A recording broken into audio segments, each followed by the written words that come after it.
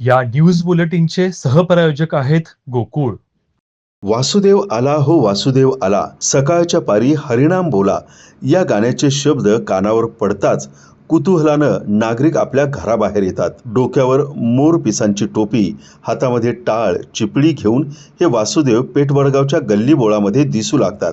पण या वासुदेवांच्या हातामध्ये असणाऱ्या बॅनरमुळं प्रचंड कुतूहल लोकांच्या मध्ये जागं होतं आणि नागरिक कानोसा घेतात. नागरिकांनी कानोसा घेतला असता या वासुदेवांचा प्रचारासाठीचा एक अनोखा फंडा या निमित्तानं वडगावकरांना पाहायला मिळाला.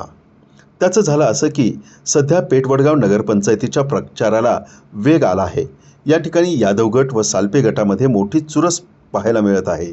या पार्श्वभूमीवर मतदारांना आकर्षित करण्यासाठी वेगवेगळ्या प्रकारचे फंडे वापरले जात आहे.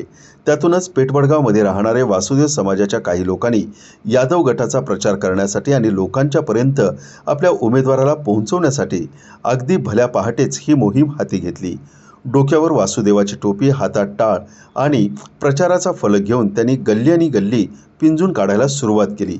या अनोख्या प्रचारामुळे नागरिकांना त्यांचं विशेष अप्रूप वाटलं.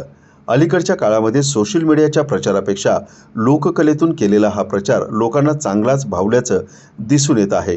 आगामी काळात पेठवडगावमध्ये निवडणुकीसाठी आणखी कोणकोणते फंडे पाहायला मिळणार याची उत्सुकता अनेक जणांना लागून राहिली आहे. मात्र आज दिवसभर या वासुदेवांच्या प्रचाराची चर्चा मात्र चांगलीच पेठवडगावमध्ये रंगली होती.